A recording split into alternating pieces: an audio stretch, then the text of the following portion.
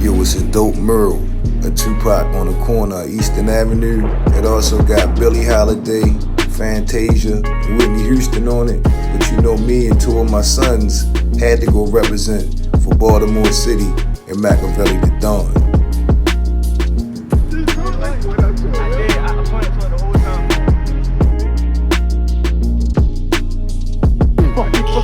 Hey James, yo, how come you got it the first take? Cause I just doing what He acting like cause you told him, you said, as soon as he put his hands up like this, you know what you did? You stopped putting the camera on him. I did this, he said, you gonna be pointing the camera. I'm pointing his thing for him. He keep recording.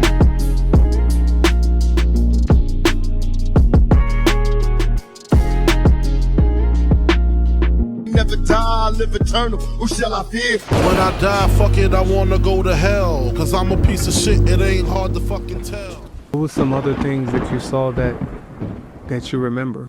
I saw Biggie in hell. Yeah, I used to love Biggie Small. He used to have this song called Give Me One More Chance, and I used to love the extended remix. Oh, I used to be in the club, boy. That was my jam. 2016, I was in Dakar, Senegal, and I saw this particular female on Facebook. I won't call her name, but I saw her on Facebook, and she was professing to be a child of God, but she was at the wax museum, and she was hugging this wax Figure. doll, or whatever it was. She was hugging this copy of Biggie, saying, this should have been my husband. I said, Lord, what in the world? This woman's supposed to be a child of God, and you in there talking about this ungodly man supposed to be your husband? An hour later, Jesus Christ took me from that room into hell. Hear me now. Hear my words. With no dream, for all, some of y'all saying I'm having dreams. With no vision, I was physically out of my body in hell, standing beside Jesus Christ himself. There's this cave-like area, and it was pitch black. And there was these two, the demons was almost as, the demons was darker than the darkness. You didn't even know it was demons there until you saw the whites of their eyes. That's how you knew that they was creatures. And these demons had to be 13, 14, 15 feet tall. And they were standing in front of a jail cell. A jail cell in hell. A jail cell in hell. The bars went up and down, and they were dug into the top of this cave-like area and then dug into the bottom. And it was just a carved out area of a cave room. And there was nothing in this room, just carved out area. And Biggie was holding the bars, but he was on fire from the inside. He was burning from the inside. Like somebody put a bomb in his belly, he exploded. I saw him, and I'm standing there looking at him. And I asked Jesus, I said, Jesus, why is this man here? And these are the words Jesus said verbatim, is written on record in heaven. This is what he told me. He said, this man, he ain't even call him his name. He said, this man told me he didn't need me. This man went to a fetish priest and got charms that he carried around in his pocket to become famous. And he said, this man. Wait, what did you say? This man went to a fetish priest and got charms that he put in his pocket that he carried around to become famous. You don't know nothing about that? Oh, America, America. There are witch doctors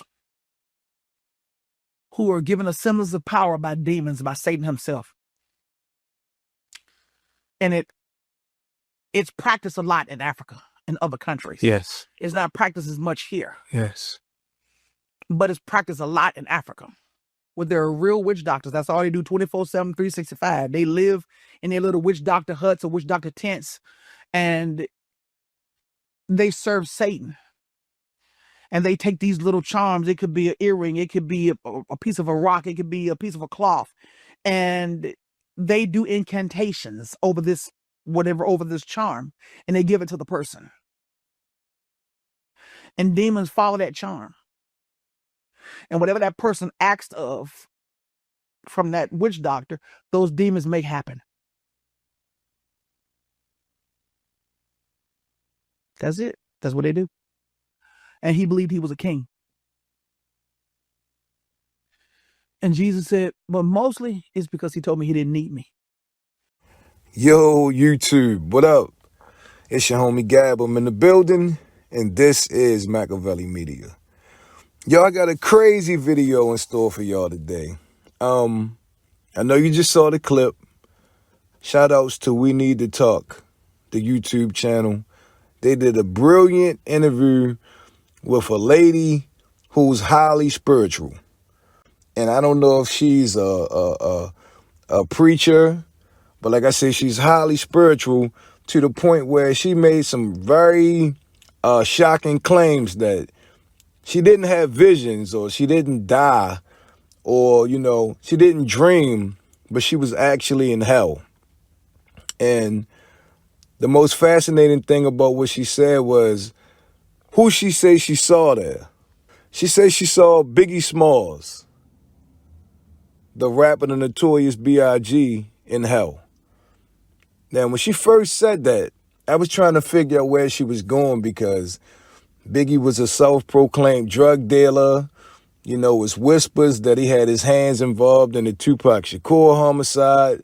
So I'm like, damn, you know, all of these things may be caught up to Biggie. But the reason she said he was in hell, it just floored me. She said when she asked God, when God was showing her hell, she saw Biggie sitting in a cell on fire, and she just happened to ask God, why is he here? And God basically said that, you know, Biggie denounced him by saying he didn't need him, and that Biggie had obtained his success through voodoo practice and a witch doctor. And I was like, yo. Now that's strange for a couple reasons. Let's talk about that for a minute. Now, before I get to my next point, let's just have some reference here. Think about the lyrics Biggie would say. Biggie rapped about how he wanted to go to hell, and he would kind of mock and make fun of religion. And, you know, you heard him say, Hail Mary, like, you know, making fun of religion. And, you know, you can't challenge God. I don't care how successful you get, or, you know, how much you think you got control over your own life. You don't have no more control over your life than the Creator does. So, you know, let's put that back in perspective. But let's take a good look at the possibility of Biggie Smalls' success coming from voodoo and black magic. Somebody to know Biggie gonna have to speak out on this. The lady said God told her that Biggie had some trinkets in his pockets that came from a voodoo doctor. And this was directly the reason for, you know, the success he had in the music industry. If you look at Biggie, no disrespect, wasn't really a handsome dude, kind of overweight, you know, not the idea or the typical status of good looks, surely based off Hollywood's, you know, requirements, right? But somehow this guy was able to propel to the top of the rap game and entertainment. And, you know, even though his music was short-lived, the impact his music had, you know, would last a lifetime. With just one album, basically, while he was alive, the other one came out after his demise. But was it possible that Biggie actually worked roots and went to a witch doctor? Well, rest in peace to his mom, Valletta Wallace. She was, I believe, Jamaican. And I'm most definitely not trying to say that she was in the roots in voodoo, but in that culture, I'm sure Biggie came across somebody that was. I mean, in the islands, man, I mean, they believe in voodoo. It's part of their cultural and historical background. I mean, not saying that all of them practice voodoo, but, you know, if you're a Jamaican and you say you never heard of anybody doing voodoo or black magic or witchcraft, you would be lying. You would be lying. You got to know that that's a reality. And for this lady to pull that out of nowhere, I'm like, yo, how would she know that? How would she know that's what Biggie Smalls was into? You know what I mean? Just how would you know that? Of all things. You know, like I said, I thought she was going to say because he had Tupac killed or, you know, some of the things he had said or things he did in his past. And I'm sure if this is true, because we don't know if this is true, this is just all speculation, and I'm basing this video off of things that someone else said. But I'm trying to articulate, you know, the information that that was given in this particular video. I'm sure if this was true, one could look at numerous things that Biggie Smalls said or admitted to being a part of and, you know, could say, well, this is probably why he's there. But to hear once again that Biggie was into witchcraft, maybe not himself, but he went to a fetish priest and asked, you know, for his dreams to come true. I want something that's going to make my dreams come true. I want to be this big star. I want to be rich. I want to be famous. Can you help me? And if somebody's that desperate, I'm sure they don't care where this voodoo doctor is going to get this power from, because the ladies say it's demons that grant these abilities. The voodoo doctor's like a medium. He prays to the demon. He asks for the, you know, the gifts and permission. I'm sure the demon gets it from the devil, and then in return, they give this item to you. So you got all this dark aura, demonic aura around an object that you deem powerful.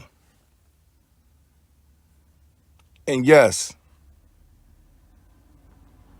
stuff like this does exist. And people who are so desperate, man, for their desires, man, they do whatever they want. I'm sure at the time, you know, if this is true, Biggie was a young guy, probably thought that this was a good idea. But somebody that know Biggie gonna have to come forward and say, nah, Biggie ain't had no shit like that on him. But if they do admit